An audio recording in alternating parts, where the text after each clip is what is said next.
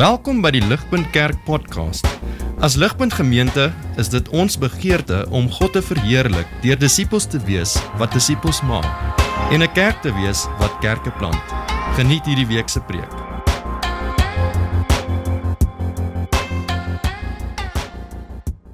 Die New York Times het 2022 opgesom in 100 foto's.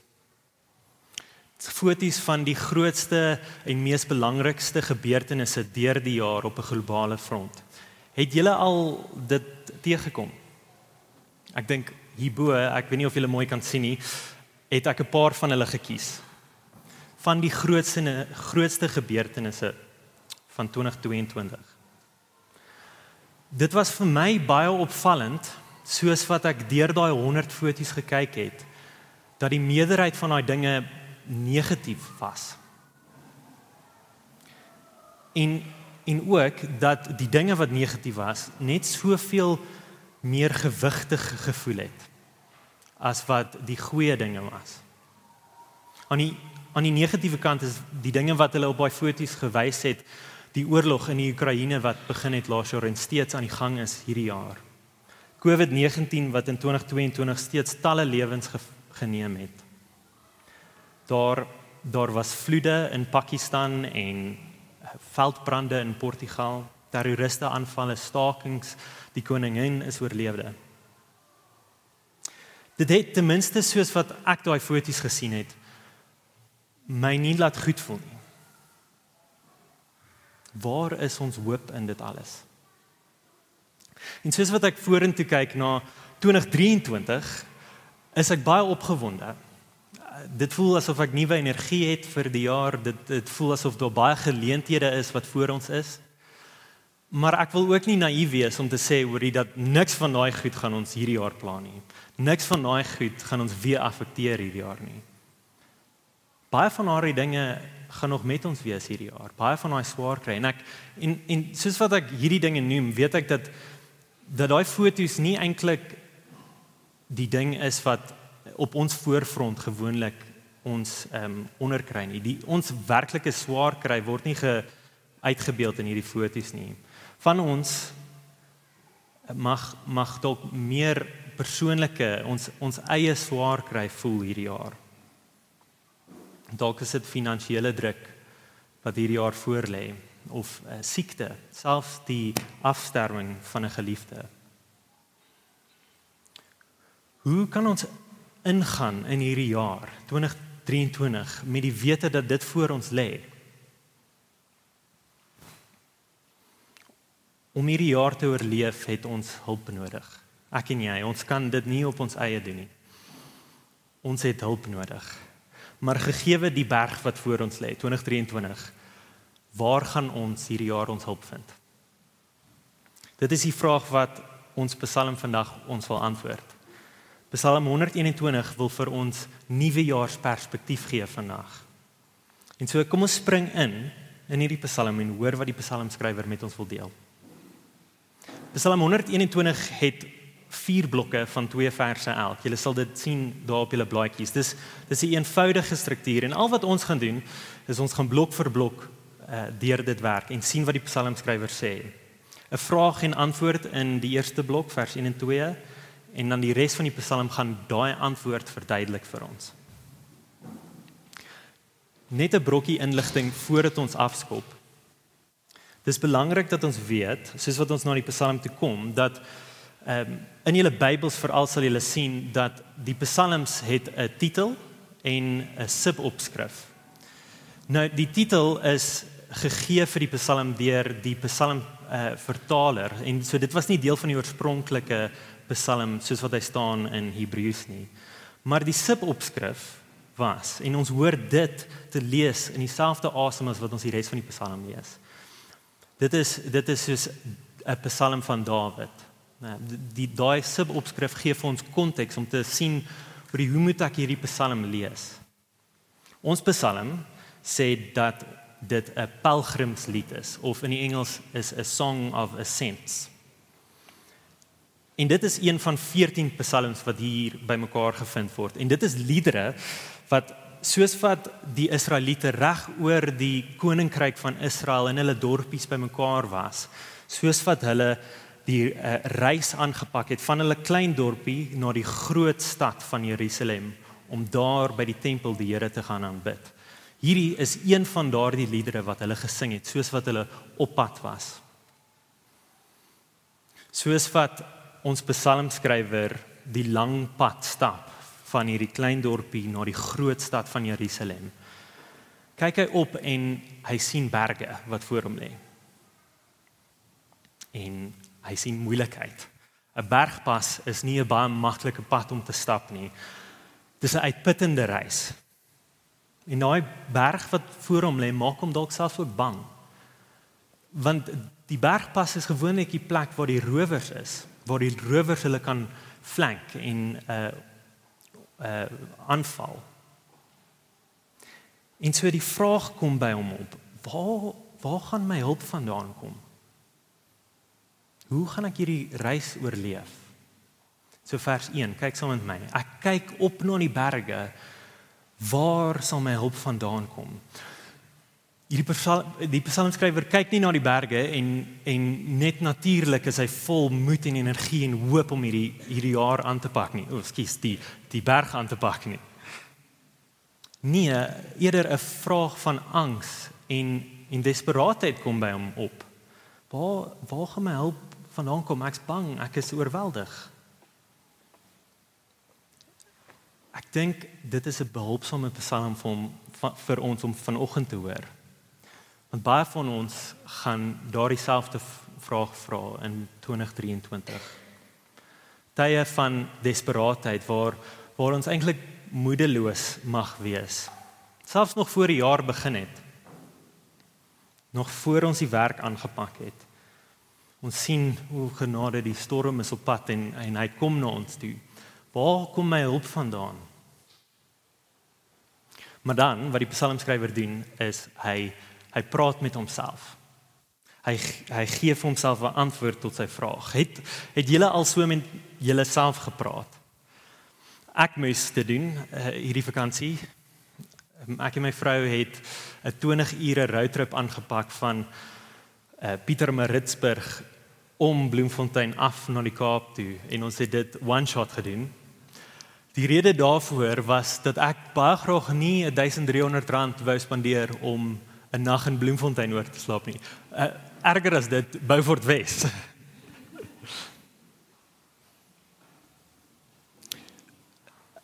Maar julle, dit was 20 ure, 7 ure in die pad in. Toe daag ons eers in Bloemfontein aan. En die hele pad af Kaap toe lê nog voor my. Ek was nie baie hoopvol op daardie stadium nie, en so ek moes met myself praat. En ek het myself gesê, Stefan, onthou hoekom jy hierdie doen. Onthou die R1300 wat jy gaan spaar. Onthou, jy hoef nie vanaand in Beaufort Wes te slaap nie. Spaar jouself van dit. Dit het my uiteindelik daar gekry. Ons is veilig aangekom 12 uur die aand. Maar op pad terug van die Kaap af terug Pretoria toe het ek sonder om te dink die geld neergesit en in Bloemfontein oorgeslaap. Want ek het agtergekom my motivering was nie baie sterk nie. Dit het nie langer as een keer gehou nie. Ek het agtergekom dit is nie 'n bemoedigende genoeg ding nie. Ons psalmskrywer vra 'n kritiese vraag. Waar kom my hulp vandaan? En ek wil hê ons moet sy antwoord bestudeer, eerder as myne, wat vol krag is en bemoediging. Vers 2, kyk asseblief saam. My hulp is van die Here, wat hemel en aarde gemaak het. Dit is daardie antwoord wat die man se hart laat bedaar. En selfs dit gee vir hom moed om hierdie bergpas aan te pak. My hulp kom van die Here wat hemel en aarde gemaak het. Aan die een kant bely hierdie man dat God soewerein is. God is die een wat die hemel en die aarde gemaak het. Hy het hierdie berg wat voor my lê gemaak. Hy hou my lewe in stand. Hy het vir my lewe gegee. Hy heers oor alles. Hy hou my lewe in sy hand. Hy is in beheer. Maar hoor ook die ander ontsettende belangrike deel van sy antwoord. Hy sê nie, my hulp kom van God, wat die hemel en aarde gemaak het nie. Spesifiek sê hy, my hulp kom van die Here, wat die hemel en aarde gemaak het. Hy gebruik God se naam. Julle sal sien in julle Bybels en op julle blaadjies in die Engels is daardie woord die Here of the Lord in hoofletters. Dit wil vir ons sê dat die naam agter daai woord in die oorspronklike taal is vir Yahweh. Yahweh is meer as net 'n sinoniem vir God. Yahweh is God se persoonlike naam, soos wat hy homself openbaar het aan die nasie van Israel, soos wat hy Israel gered het uit slawerny. En so, die psalmskrywer gebruik God se naam, hy het 'n persoonlike verhouding met hom. Yahweh het my gered uit Egipte uit. En is hierdie tweevuldige antwoord wat die psalmskrywer moed gee en energie gee in sy pad. Die res van die psalm gee vleis aan die bene van hierdie antwoord. So kom ons spring in en gaan na vers 3 en 4 toe en sien wat daar staan. Die psalmskrywer wil ons bemoedig. Hy wil ons oortuig en hy wil vir ons wys waar sy hulp vandaan kom. Sien julle dat die stem verander? In vers 1 en 2 praat hy met homself. Hy sê, ek kyk op na die berge, waarvandaan kom my hulp? My hulp kom van die Here. Maar dan in vers 3 en 4 is hy nie meer besig om met homself te praat nie. Dit is asof hy homself herinner het en oortuig het, homself bemoedig het, en dan beweeg hy aan en hy wil die leser self ook bemoedig. Hy wil hê ons wat die psalm lees moet sien wat hy sien en wat hom bemoedig het. Vers 3 en 4. Hy sal nie toelaat dat jou voet struikel nie. Jou beskermer sal nie insluimer nie. Kyk, die beskermer van Israel sluimer nie en hy slaap nie. Yahweh sal nie toelaat dat jou voet struikel nie. Hoekom? Want jou beskermer slaap nie. Laat jou oog val op die hele psalm en kyk hoeveel keer in hierdie psalm word die woord beskerm of in die Engels keeper hoeveel keer dit voorkom. Sien julle daar, dit is 6 keer wat daardie woord, daardie idee voorkom. En so die psalmskrywer wil dit aan ons kommunikeer. In ons moeilike tye en in tye waar ons hulp nodig het, vind ons hulp by Yahweh wat ons beskermer is. Die een wat na ons omsien. Die een wat weet waar ons is ten alle tye. Jy is nie alleen in hierdie jaar nie. Dit is 'n bemoediging. Het jy al ooit alleen in die aand deur die buurt gestap en so klein bietjie angstig gevoel? Toe ek jonger was, het ek gedink dat straatligte darm my sal help, maar ek het vinnig agtergekom dat 'n straatlig wat aan en af flits eintlik die situasie net baie erger maak. Ek is benoud, ek is bang. Ek was angstig geweest en daar's nie iets wat my angstigheid kon laat bedaar nie. Julle die ding eerder, dit wat regtig my angstigheid laat bedaar het, wat wel vir my hulp gebied het in daai tyd, was wanneer een van my ouer broers saam met my was. Ek kon my vrees en my worry, ek kon my angstigheid deel met my ouer broer. Ek kon dit vir hom wys. En dan het hy saam met my gestap. Hy het selfs my hand vasgehou. In daardie oomblik het ek geweet dat ek veilig was. Ek was nie bang vir die donker nie. Ek het geweet ek het 'n beskermer hier so langs my. Ek hoef nie te vrees nie. Ek kon rus van my angstigheid. Jesus, die Here, leer die Bybel vir ons, is ons ouer broer. Ons ouer broer wat nie slaap nie. wat altyd waaksaam is oor ons. Ons kan bemoedig wees in hierdie jaar, in onsekere tye, want ons is nie alleen nie. Saam met dit, dink ek hier gebeur ook 'n kontras. Kyk weer vers 4. Kyk, die beskermer van Israel sluimer nie. Hy sluimer nie in nie en slaap nie. Die ander nasies se gode en se beskermers, hulle mag dalk slaap en sluimer, maar nie so met Jahwe nie. Hy raak nie eers vaak nie. En so hierdie is ook 'n vermaaning teen mense wat in ander nasies se gode vashou. Kan jy nie sien hulle slaap nie? 'n Storie uit die Ou Testament wat hierdie duidelik maak, is die storie wat ons sien in 1 Konings 18. Israel is in 2 geskeur. Moet ons Jahwe volg of moet ons Baal, 'n heidense god, volg? En die Here se profeet Elia kom na hulle toe. Hy kom na die Baal se profete toe in Israel en hy sê, hier is 2 altare. Bid tot Baal, en as Baal self hierdie altaar aan die brand kan steek, sonder dat enige van julle profete hom help, dan sal ons weet hy is regtig God. En so, dit is wat hulle toe doen. Die Baal se profete, 450 van hulle, dans rondom die altaar, hulle bid en bid en bid tot Baal, maar daar is net stilte. En so 1 Konings 18 vers 27 sal op die bord verskyn. Hierdie is wat Elia toe doen. Hy sê, teen middag het Elia hulle gespot en gesê, roep harder, want hy is mos 'n God. Dalk is hy in gedagte, of sonder homself af, of is op pad. Dalk is hy aan die slaap en moet wakker word. Maar niks gebeur nie. Sien julle die punt? 'n Slapende God is niks werd nie. Baal is aan die slaap en hy het nie gekom na sy profete se hulp toe nie. Maar nie so met Jahwe nie. Hy is getrou. Wanneer jy hom nodig het, gaan hy daar wees.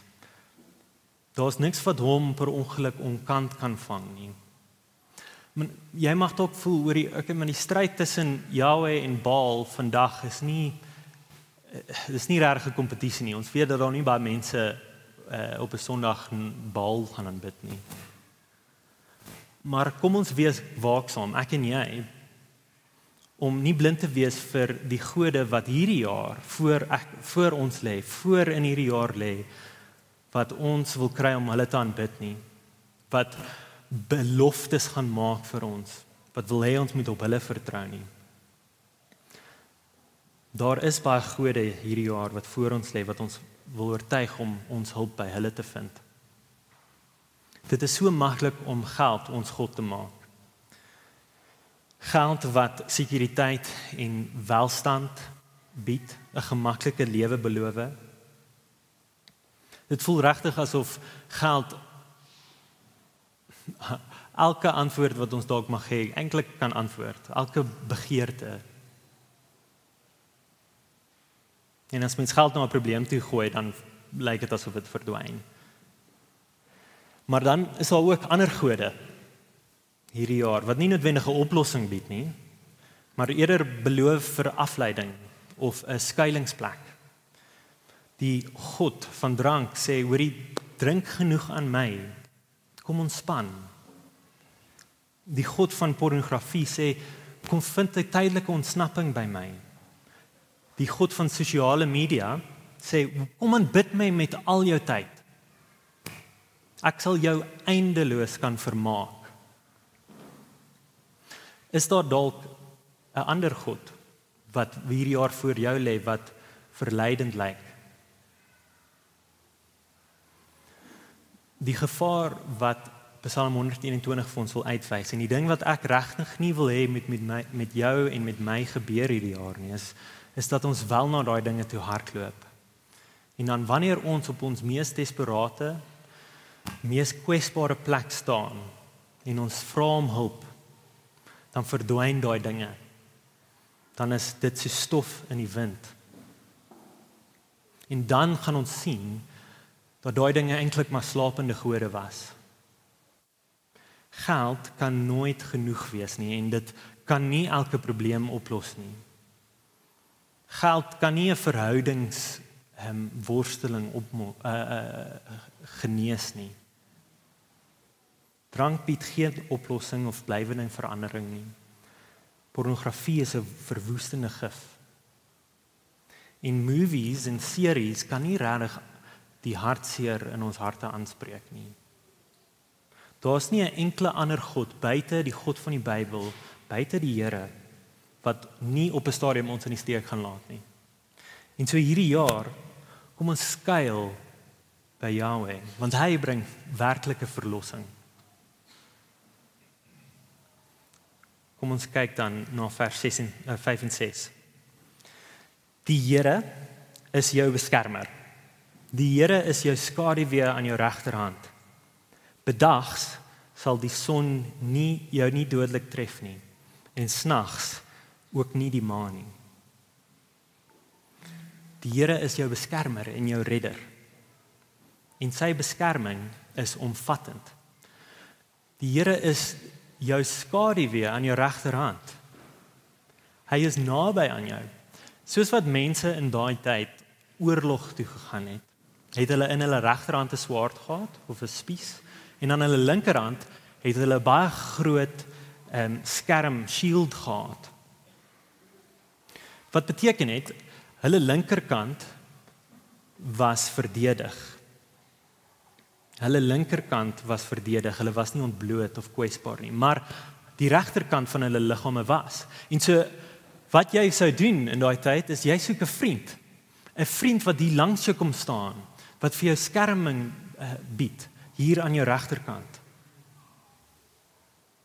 Die Psalm sê dat die Here daardie vriend is, aan jou regterhand, om bedreigings af te weer. Die God van die heelal is 'n vriend wat so naby aan jou staan. Bedag sal die son jou nie dodelik tref nie, en snags ook nie die maan nie. Dis omvattend, oggend en aand. Die laaste strofe is opsommend. Vers 7, die Here sal jou beskerm teen elke onheil. Hy sal jou lewe beskerm. Die Here sal jou ingaan en jou terugkeers beskerm, van nou af en vir altyd. Hierdie Psalm is meer as net iemand wat voor 'n bergpas staan. Die psalmskrywer, jy sien, hy sê dit self. Dit is iets groters. Vers 7 en 8 sê, die Here sal jou lewe beskerm, verby hierdie enkele bergpas, van nou af en vir altyd, selfs tot in ewigheid. Die psalmskrywer is bekommerd oor die hier en nou, maar ook dit wat kom. En hy sê, ek vertrou op die Here. Hy is my beskermer tot verby die dood toe. In elke aspek van spasie en tyd, kyk hy na my. Jy mag dalk hierso sit vanoggend en skepties wees. Hoe kan die psalmskrywer al hierdie dinge sê? Hoe kan dit moontlik wees dat God hierdie woorde, hierdie beloftes kan hou? Is dit nie 'n overpromise nie? Hier is die laaste 3 dinge wat ek wil noem, waarmee die psalmskrywer ons wil los in ons lewens soos wat ons in 2023 instap. Die eerste ding is, hierdie psalm beloof nie dat jy nie swaar kry gaan beleef nie. Die berge lê steeds voor hierdie psalmskrywer. En ons lewe steeds in 'n gefalle en 'n gebroke wêreld waar daar swaar kry is. En in hierdie jaar selfs gaan ons allerhande uitdagings beleef wat ons gaan toets. En ons moet gereed wees vir daardie werklikheid. Maar die psalmskrywer gee vir ons perspektief in dit. Die psalmskrywer sê, jy is nie die eerste persoon wat hier stap waar jy nou stap nie. Die psalmskrywer het self deur hierdie pad gestap. Hierdie lewe is 'n pelgrimstog, soos wat mens agter die Here aanstap, waar swaar kry volop is, maar waar dit ook vol is van God se genade, soos wat ons agter sy seun aanstap, Jesus. Jesus het self hierdie pad gestap. Hy het voor ons hierdie pad van swaar kry gestap. Hy weet presies waardeur ek en jy gaan. Hy het self ontsettende swaar kry beleef in sy lewe, soos wat hy vervolg was, soos wat hy verraai was en soos wat hy uiteindelik doodgemaak was. En hy het hierdie pad gewillig gekies.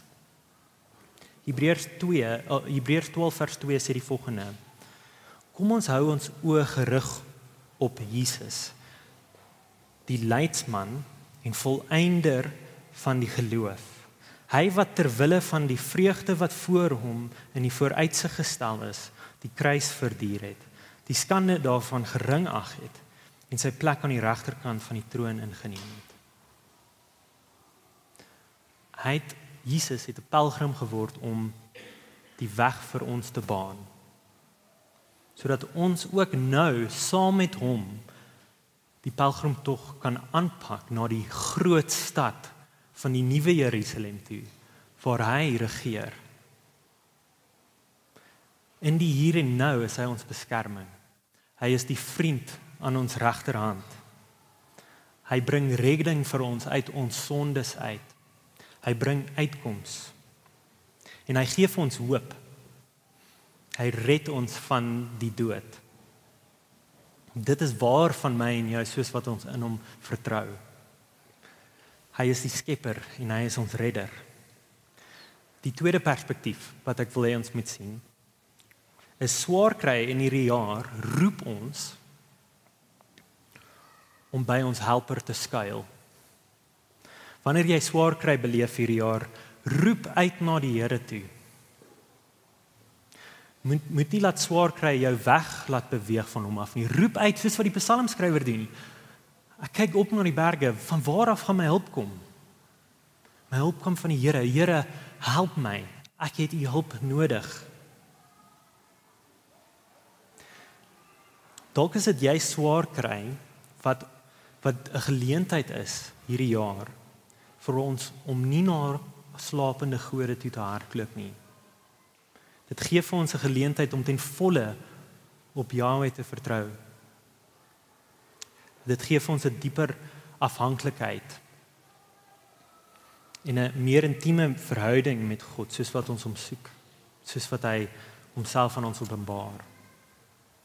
En laastens, dit gee ewigheidsperspektief. Hoe kan die psalmskrywer sê dat my voet nie sal struikel nie? As ek weet ek gaan 'n moeilike bergpas nou aanpak. Hoe kan hy sê dat die Here my sal beskerm teen elke onheil? As ek weet ek gaan swaar kry beleef. Hierdie is baie soortgelyk aan wat Jesus gesê het vir sy disippels. Lees saam met my in Lukas 21. Julle sal selfs deur julle ouers, broers, familie en vriende uitgelewer word. En hulle sal sommige van julle doodmaak. Maar daar sal beslis geen haar van julle koppe val nie. Hoe is dit dat iemand letterlik kan doodgemaak word en tog dat daar nie haar op hulle koppe verlore gaan nie? Dit is omdat Jesus sê hy is ons beskermer. Hy beskerm ons lewe van nou af tot in ewigheid. Onheil en sonde gaan swaar kry vir ons veroorsaak in hierdie jaar, in hierdie lewe. Maar dit kan net swaar kry bring tot op 'n punt. Dit kan nie verby die dood ons raak nie. Die ware lewe, die ewige lewe is soveel langer as net hierdie 60 of 70 jaar wat ons op aarde is. En die Here sê hy beskerm ons hele lewe. Die lewe wat die meeste saak maak, die mees bevredigende lewe, 'n lewe wat vir ewig duur. En Jesus bied dit vanoggend vir my en jou. Hy is ons skepper. Hy het ons gemaak. Hy begeer om ook ons redder te wees. Ons beskermer te wees. En dit is soos wat ek en jy op hom vertrou, wat ons onder sy beskerming inkom. Daar is niks wat die psalmskrywer in die psalm self doen om onder God se beskerming in te kom nie. En so ook met ons, is daar niks wat ons kan doen om dit te verdien nie. Ons is begunstiges, ons ervaar dit soos wat ons op hom vertrou. En so kan ek jou aanmoedig, as jy vanoggend hier sit, en jy het nog nie daardie beskerming ervaar nie, wil jy nie vandag jou lewe vir die Here Jesus gee nie. Aanbid hom as die ware God. Laat gaan van slapende gode wat nie daar kan wees vir jou nie. En Christen, as jy dalk hierso sit en jy voel jy het bietjie perspektief verloor, soos wat 'n moeilike jaar voor jou lê, wil ek jou herinner aan waar jy jou vertroue geplaas het. In die Skepper van die heelal. God wat mens geword het om my en jou te red in die hier en nou tot in ewigheid. En so kom ons gaan in 2023 in met hoop en met energie en met Psalm 121 as ons baken. Ek kyk op na die berge, waarvandaan sal my hulp kom? My hulp kom van die Here wat die hemel en aarde gemaak het. Kom ek bid vir ons.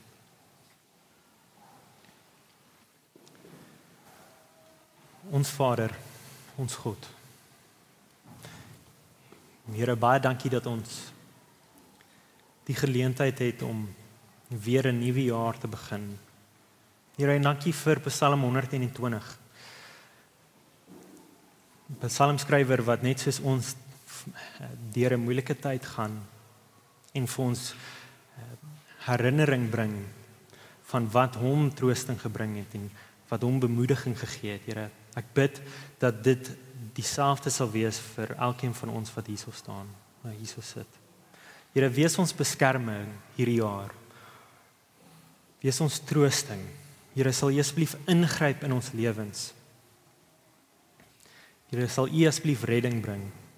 Here, daar waar ons dalk op slapende gode mag vertrou in ons harte van harte, sal U asseblief dit vir ons uitwys, dat ons sal terugkeer na U toe, dat ons sal sien dat U en U alleen is koning.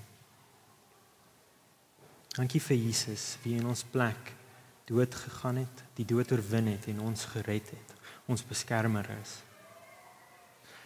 Wees ons genadig in 2023, Here. U wat skepper is en U wat redder is. Ek bid dit in Jesus se naam alleen. Amen. Vir meer inligting oor Ligpunt besoek gerus ons webwerf op www.ligpunt.com of kontak ons gerus by info@ligpunt.com.